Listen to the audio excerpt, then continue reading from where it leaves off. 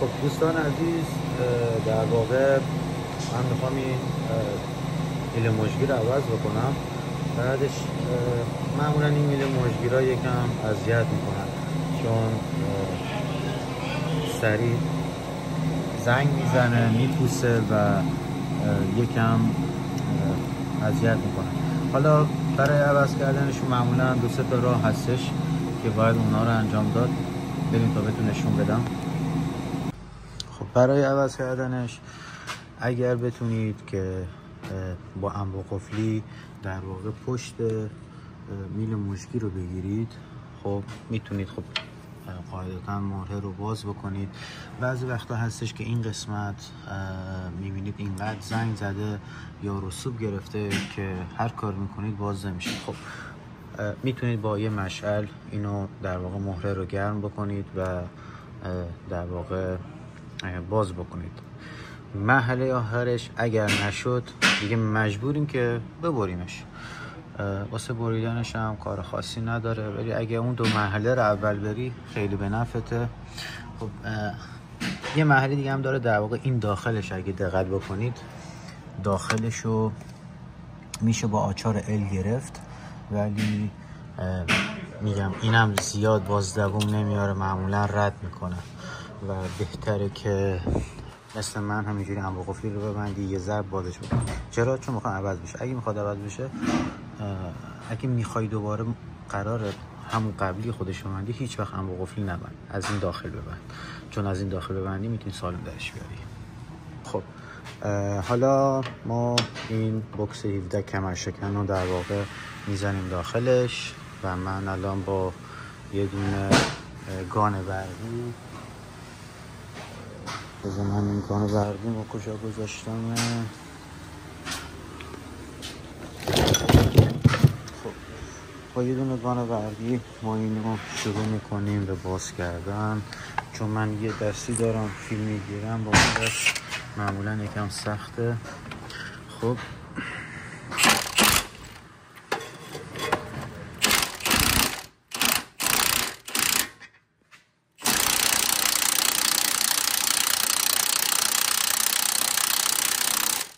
همونجور که میبینید این داره دور میخوره. خب وقتی دور میخوره نشون بر اینه که این قراره در واقع ما رو اذیت کنه. خب حالا واسه باز کردنش چه راهایی رو بریم. خب من چون یه دستی هستم ببخشید یکم بد فیلم میگیرم، یکم شاید اذیت کننده باشه. خب یکم فرمون مجبوریم بچرخونیم، انبوه قفلی رو دوباره باید باز بکنیم. انبوه قفلی رو یکم محکم تر میکنیم. خب انبوه قفلی که محکم تر کردیم،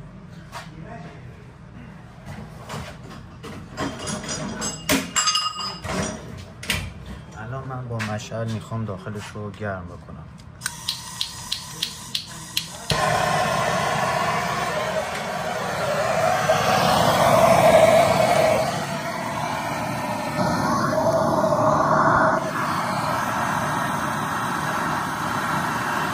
یکم که گرم بشه خیلی راحت معمولا باز میشه، زیاد اذیت نمیکنه، مگر اینکه در واقع از قبل دعای خونده باشن سال باز بشه. ولی این کارو بکنید زودی باز میشه. فقط دارید گرم میکنید خیلی مراقب باشید سیمی یا در واقع این قسمت شلگیرش و اینا نسوزه. حالا این ماشین نگاه بکنید شلگیر هم نداره خوشبختانه و کار ما رو تا یه حدودی راحت کرده. این یکم وایسیم الان گرم میشه و من بازش میکنم. 5 ثانیه دیگه فکر کنم کافیش باشه.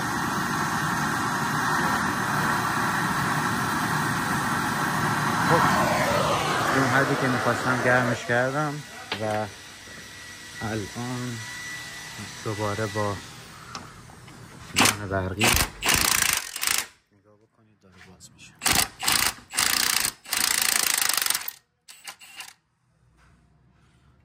خیلی راحت و کار سختی نبودش. خب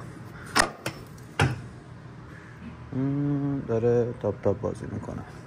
بعضی هم هستن که اینو میگیرن میشکننش. خب در واقع کار درست حسابی نیست، فقط حواستون باشه میخواستید باز بکنید دستتون نسوزه.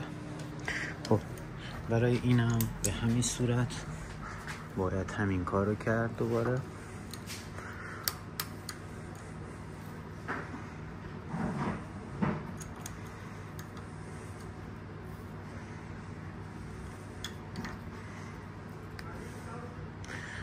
هیچ یه نفره کار کردن و فیلم گرفتن سخته.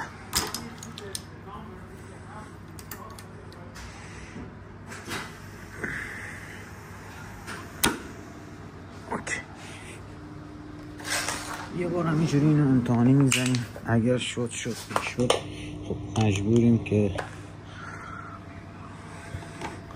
گرمش کنیم دوباره.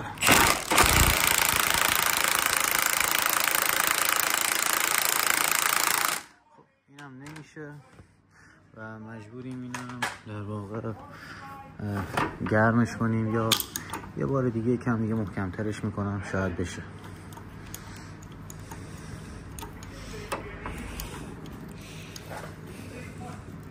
بچه تو لندن در واقع توی خارج از ایران به خاطر همین گردگیرها و اینا، چون اینجا بارندگی زیاده آب بره داخل اینا بعد شروع میکنه به صدا دادن. به خاطر همین وقتی معاینه فنی میره اینا به کوچکترین چیز ممکن در واقع گیر میدن و آخرش فکر کنم باز بشه.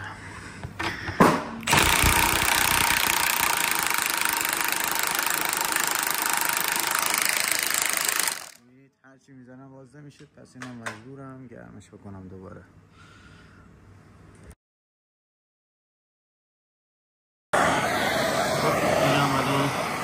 گرمش میکنم. اینجا رو میبینید پلاستیکه، خیلی برمراقب باشه. پس این مشغله سعی بکنید از سمت بالا بکنید. ببینید همینجوری از سمت بالا بکنید، گرم بکنید و به جای آسیب چیزی وارد نشه.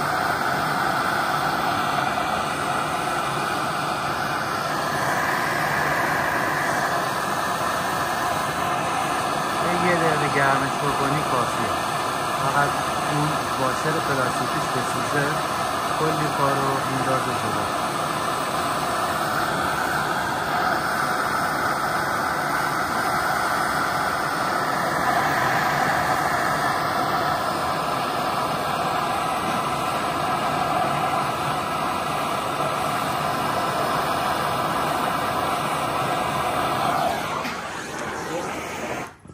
دستش باشه. حالا یه امتحان میکنیم، امیدوارم باز شه.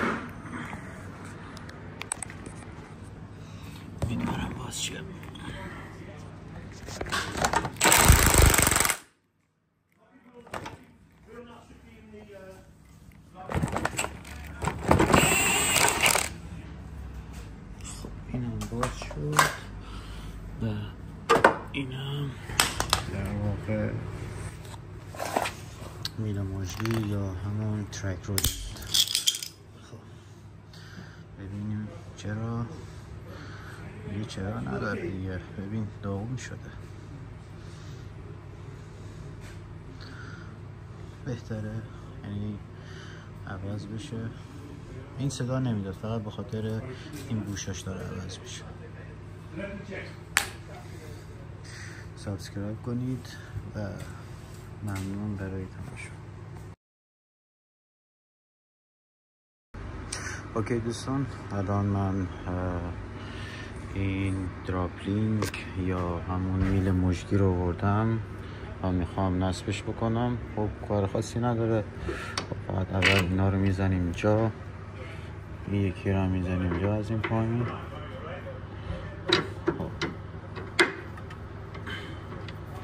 از اول پایینی رو بزنم، بعدش هم بالایی. خب مهره هاش هم اینجا هستن.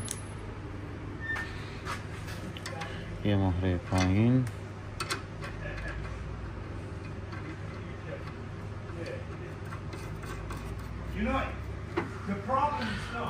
خب اینم این بالایی، ببینم بوکس چند میخوره. فکر نکنم 17 نه 19 باشه.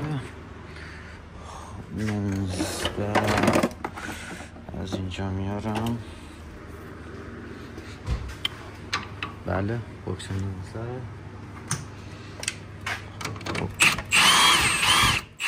خب اینو باید دو دستی بگیرم. حالا من یه دوربینه بذارم اینجا. در واقع شما هم ببینید. اوکی. از پشت میگیری دستتو.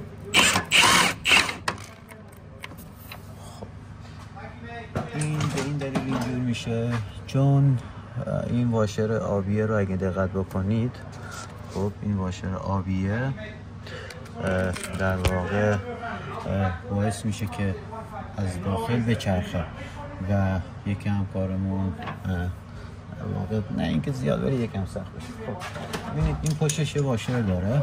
خب واشر آهنیه، میتونی با این بگیریش، میتونی هم از داخل این از اینجا بگیریش. فقط اگه امو قفلی میخوای بندازی باید یه جوری بندازی که اون کاور داخلیش رو به هیچ عنوان چیز نکنه، دمیج نکنه. چون اگه بکنه فایده نداره، اصلا عوض کردن اون بی فایده است. خب من الان اون کاری کردم، خیلی هم آروم میبندم، زیاد نمیخواد محکم ببندم. خب نمیشه. الان میرم آچار ال میارم. خب اینو انجامش میدم.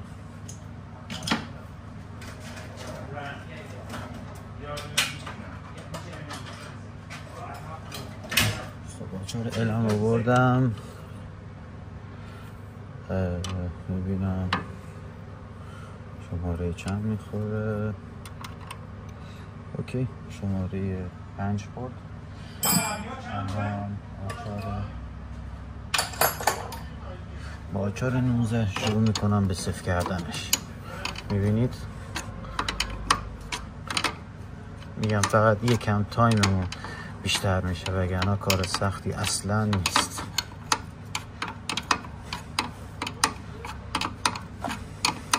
تازه من آچار با قولی اگه جرجره‌ای هم داشته باشی که من دارم الان میارم. آچار جرجره‌ای خب یکم کار در واقع راحت تر میکنه. خب این آچار ببخشید 18 آوردم.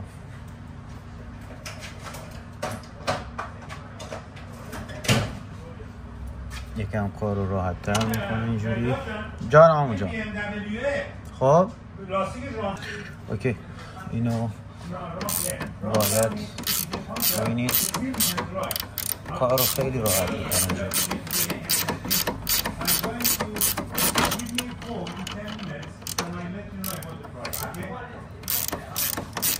خب